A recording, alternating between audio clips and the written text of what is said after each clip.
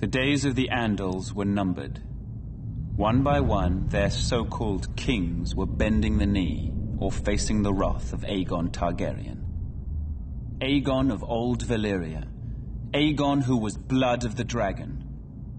After defeating the Iron Men at Harrenhal and slaying the last of the Storm Kings, Aegon and his sisters, Rhaenys and Visenya, set their sights on other prizes.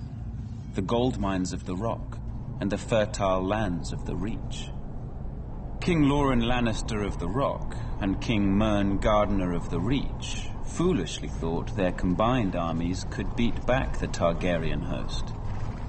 They rode forth together, their proud banners flapping in the wind, and faced off against Aegon in a vast golden field of wheat. The two kings commanded a massive force of nearly 60,000, and it appeared the day was theirs, until Aegon unleashed all three of his dragons for the first and only time. Each beast was named after the Valyrian gods of Aegon's forefathers. Visenya rode Vhagar, whose fiery breath could melt armor.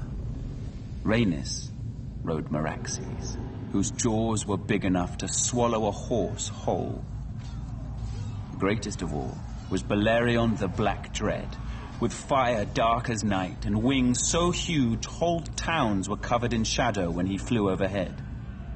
This magnificent creature was ridden by Aegon himself.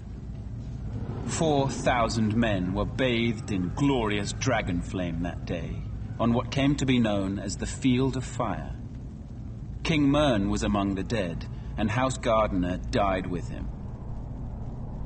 His stewards, the Tyrells, surrendered his ancestral stronghold of Highgarden to Aegon, and were appointed Lords Paramount of the Reach and Wardens of the South.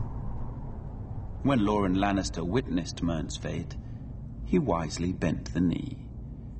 Aegon spared Loren's life, and the Lannisters were made Lords Paramount of the Westerlands and Wardens of the West. After his triumph on the Field of Fire, Aegon's conquest was assured.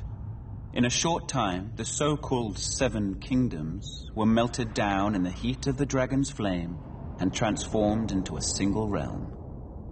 Aegon would forever be known as Aegon the Conqueror.